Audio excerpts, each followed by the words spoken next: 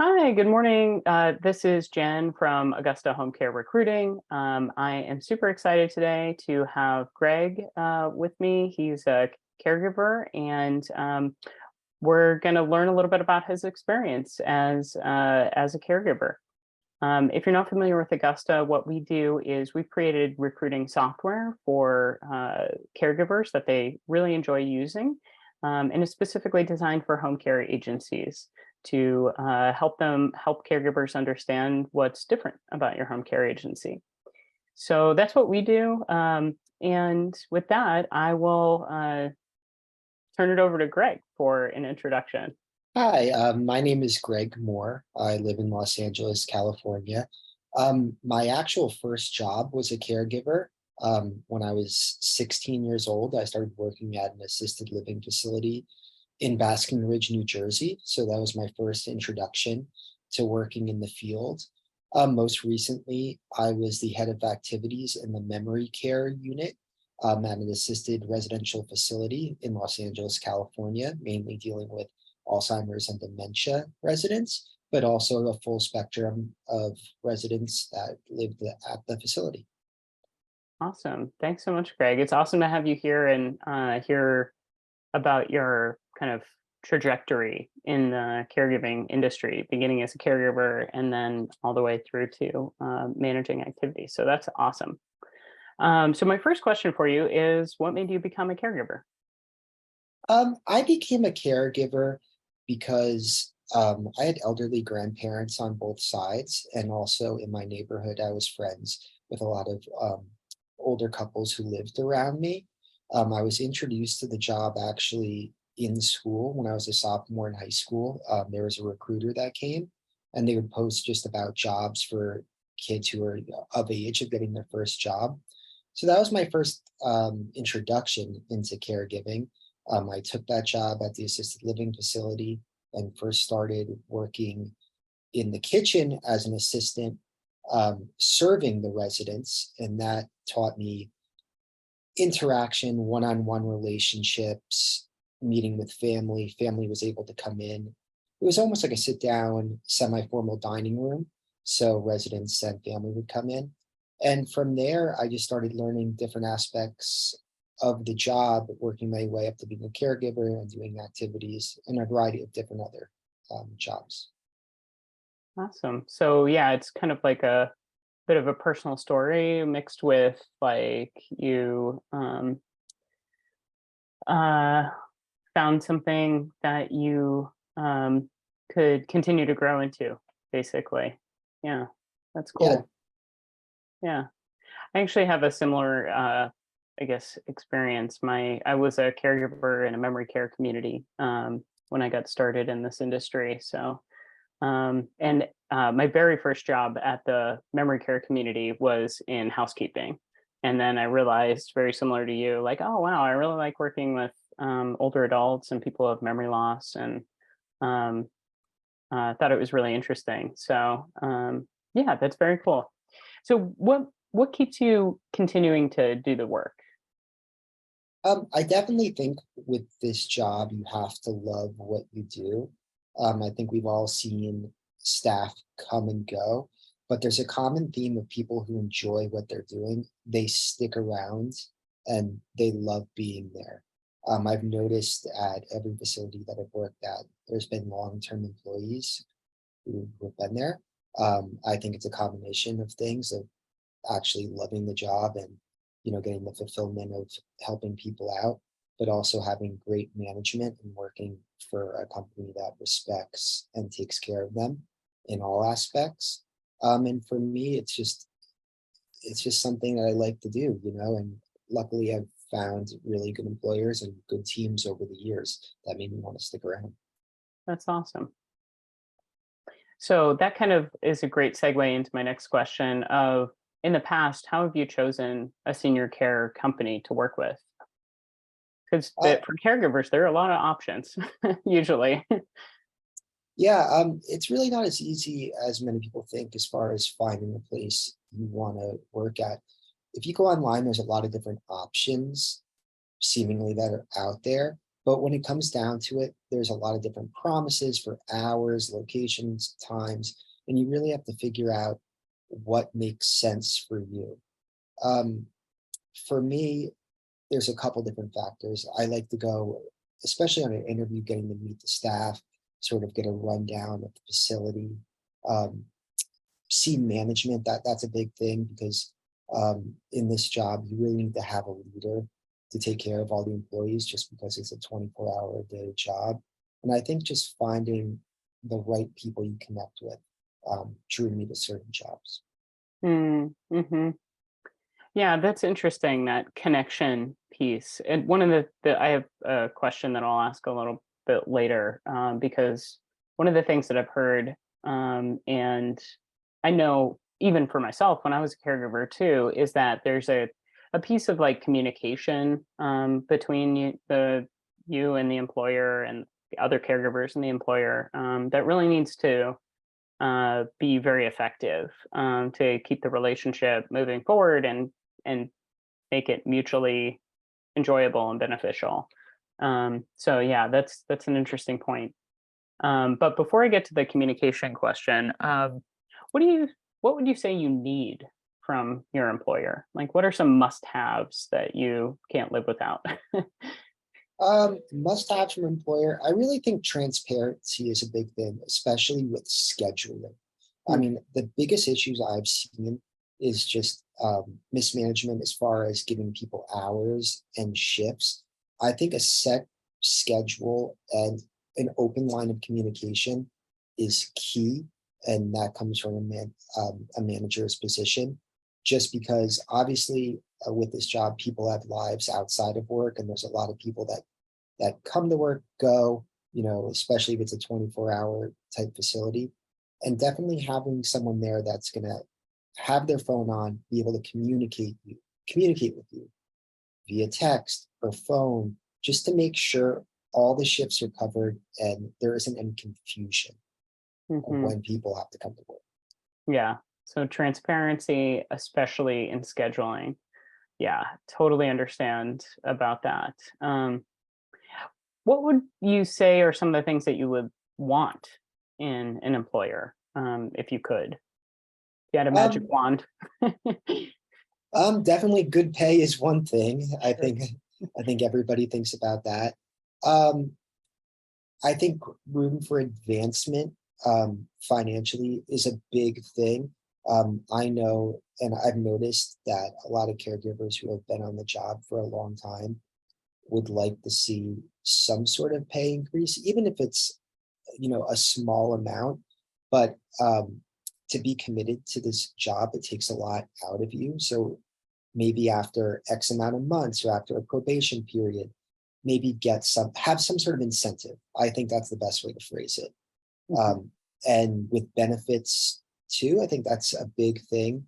And I know that goes along with how many hours someone is working, but benefits, maybe maybe reimbursement. Sometimes I know a lot of caregivers travel a lot for work, um, just things like that to keep up morale and to have people stick around at the job, because the turnover rate in this industry, in my experience, is very large. So I think if there wasn't a way to incentives, sorry, incentivize people to stay, um, it would really it would help, have a really good group of people. Definitely. Yeah. Um, yeah, I think it totally makes sense to have some. I totally understand what you're saying about like having some structure of incentive, financially, that can basically demonstrate how you can grow, in the industry. I think even, I don't know, in my experience, I also think, um, having some, and I don't know if you agree with this or not, but some, incentive to help grow your career in addition to that, like how your experience where you over time were eventually managing a team, right? Yeah. So I think that making that opportunity really clear to people, that there's more than one pathway potentially. There's like maybe a structure of financial incentive specific to staying a caregiver, and then there's also other careers, that are related that you can move up into as potential avenues. I don't know. Does that kind of resonate with you? I mean, I agree with that 100%. Hmm. I've seen caregivers come in who should be doing other positions in the company. They're that great. But I think a lot of people get stuck thinking, okay, I'm taking this position as a caregiver. Let's say I'm getting $20 an hour. I'm going to be getting that forever, and that's that.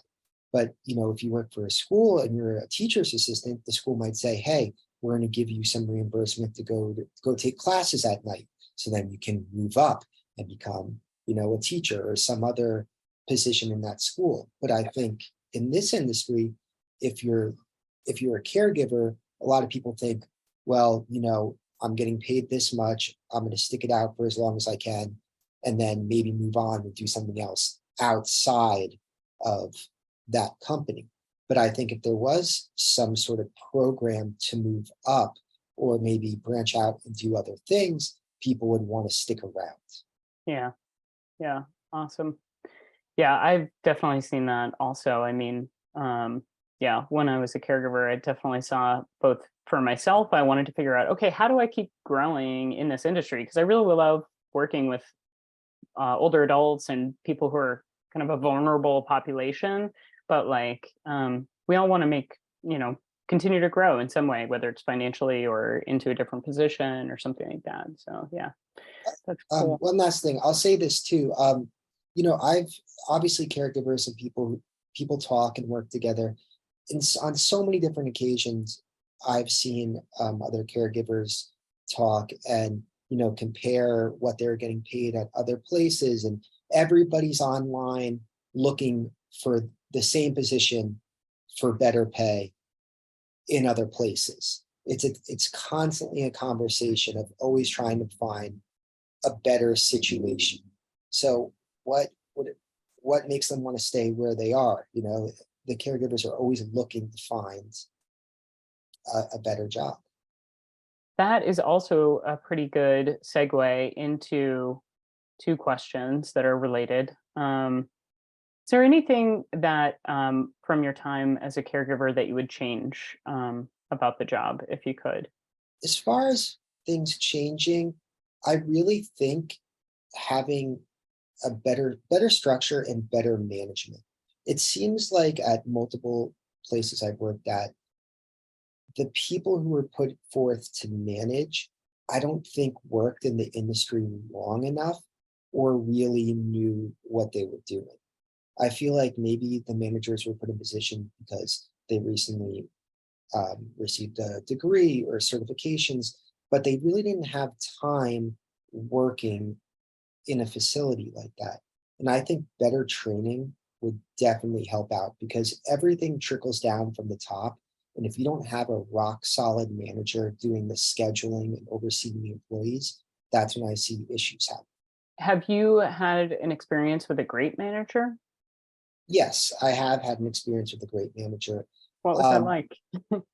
well, it was great. Yeah. I mean, it's a lot less stressful just having someone there who has good morale, someone who actually wants to be there. And that goes for caregivers as well. You can tell when somebody is working. And in this industry, you really can tell that if they don't want to be there and the people who do want to be there. You need someone who's enthusiastic about the job and is really passionate about getting the job done right, but also having um, the residents and the employees feeling good about themselves. And if there isn't a negative energy in the air, everything really flows. And I think that's when I've noticed, I have a really good manager, is that everybody's getting along. So, what would make you, kind of on the flip side of that, what would make you leave a caregiving position? A big thing for me as far as wanting to leave is drama and there is a lot of it. Not only are you working with residents that are living there, but also staff that comes and goes, and people have different personalities. I think that's something management could help solve because sometimes management turns a blind eye to the drama, the gossiping. And I think that causes problems. And if it isn't resolved, it feels hostile to come into work, and it just seems very negative. And when you get that vibe, people don't want to be there. And I've seen many times people walk out and leave or just no show because they didn't like how things were run. And I Mm. think management has to be held responsible. Yeah, definitely. They're setting the tone. Exactly. Yeah. Okay, so going back a little bit to communication, that's something that, I mean, I experienced it as well with scheduling when I was a caregiver, in particular with scheduling. But are there other things related to communication that have come up for you with your management as a caregiver? I think being upfront about the hours and the pay is a big thing. Um, I guess once you accept the job, you know what you're getting paid. But I guess this goes back to a little bit to, the ads for these jobs and the marketing to get people in.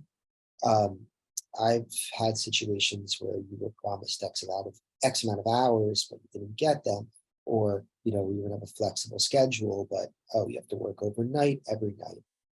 Um, so I think that's definitely a big thing. Yeah.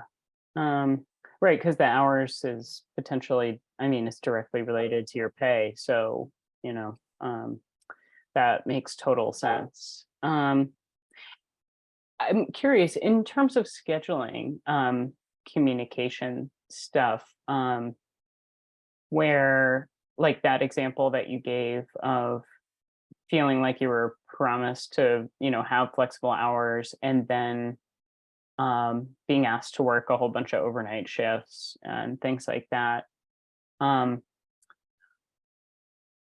when that happened, like what was that like? Like what did the how did that get communicated to you? Like did your Um, manager like sit you down and say, "Listen, I know we talked about flexible hours and I really want to be able to do that, but like this one time, could you help me with this?" Was it anything like that? Like where it was felt like a conversation? Um, or yeah, I mean, initially, the employer would ask, what days and what hours work for you, but it basically came down to the manager. I think the manager would, at the last place I worked at, would create a schedule for the month in advance. But with that too, I think there needs to be a better way of scheduling, because I could definitely sense favoritism as far as when certain people would be working and when certain people would be working together, or when certain people would be working when the manager was physically there. So that's a big thing because look, nobody wants to work the hours that don't work for them, right? But they need the hours need to be distributed proportionately. And I noticed that certain people were getting quote unquote better hours. I think an upfront structure would be ideal where everybody seems equal, because I think that's when resentment starts towards the company, towards management, towards other employees. Um, so I think transparency of what days you're expected to work, what hours, um, is really key, and for morale as well. yeah, definitely. Yeah. Yeah, I can see how that would be. It would cause resentment. There's no doubt about it. And that just contributes to the negative culture, that is also something that I think can make people leave. Yep. Um, my experience with the scheduling communication stuff was we had a weekly schedule, and if you were given a shift that you couldn't do, it was your responsibility to find somebody to fill in for you, basically. Um, and that, I don't know, I mean, I guess maybe that's okay for some people. For me, that was really hard. Like I was brand new there. I didn't really know any of my coworkers very well. And having to like find somebody every time I needed some time off to do something else, which might have been important, or it might have been just like I need some time off, um, was I found that really challenging. I don't know if you've ever worked in a place where they um, managed it like that, where it was your own responsibility. Yeah, the last place I worked at, we had a similar thing. The only thing was if we switched with somebody, then management would have to approve it. Uh, Um, this worked sometimes, but it also created tons of confusion because people were texting, calling at all hours, trying to change shifts. Um, People wouldn't respond, people wouldn't get it approved by management. So sometimes there'd be nobody there for a shift. Sometimes two people would show up by accident because people were asking multiple people to change shifts. Sometimes you'd get a call or a text at 5 in the morning when you're supposed to be there in 45 minutes. So in theory, that that makes sense, find someone to cover your shift and switch with them. But it also can create a lot of confusion if it's not done right, or people abuse it and want to change shifts all the time. yeah. hmm Yeah. Um, yeah, it can be very tough to manage that as a caregiver for sure. So my last question for you is, if you were giving advice to somebody who is considering being a professional caregiver for the first time, either in an assisted living or home care agency, what have you, what would you want to tell them? I would tell them definitely do your homework. There's a lot of reviews online. But with that, also take reviews with a grain of salt because a lot of people who write reviews, we know with Yelp and everything else, a lot of people don't go on to write good reviews. They go on to write bad reviews. And again, you don't know their side of the story. So with that, I would say, even if you read the reviews, definitely go in person and meet management, meet someone at the facility and just get a feel of what it's like. In my experience, you can definitely sense a vibe when you walk into a place just by the way you're greeted. You see other people working. And also look at different options. And again, read reviews and try to go in person and get a one-on-one interview and weigh your options, factor in how long it's going to take to get there, your commute, your hours, um, obviously your pay as well, and just find the right fit for you. hmm Yeah, definitely. The commute, for sure. That was one thing that I had trouble with. I really needed a job when I started working at that memory care community, and and I think a lot of caregivers are in that position. They feel like they need a job right now, and I ended up taking a job as I said, at first as a housekeeper and then a caregiver, and it was like a 40-minute commute for me, maybe 45 on some days or 50 on some days. Um, and I did do it for almost 2 years, but it took a lot out of me because I was usually in the morning shift. So I'm getting up at 5 a.m. every day to be there for my 6 a.m. start time. And it kind of grates on you after a while, even just that, the commute itself. So finding a place that's really easy for you to get to is one thing that I think caregivers can do themselves when they're evaluating the potential company that they're working for. But I think it's also something that the employers should prompt new caregivers to think about. Like, is this going to be easy for you to get to, or is it going to be over time kind of hard? Um, and something that kind of drags you down a little bit. Yeah, Uh, yeah. I noticed that big time here, especially in California. A lot of people would accept the job and take it, and then not realize the hours and the commute just because it can take 40 minutes to drive 5 miles here. So I've noticed a lot of caregivers would start, they do a week or two, management and other caregivers would train them for 2 weeks, and then one day they just would not show up. And that happened countless times. And I think some of these managers or staff who are hiring and looking at candidates, they really need to look where these people are coming from because I know it looks good on paper, especially someone who hasn't been working to start a job right away, but you're going to get worn down if you can't get to work for these demanding hours. Right. Totally. Yeah. Well, Greg, thank you so much for your time and sharing some of your experience with us. It's really a pleasure to speak with you. Um, and yeah, I appreciate the work that you've done as a caregiver so much. As you can tell, very personal to me as well. So yeah, thank you. Good, thank you so much.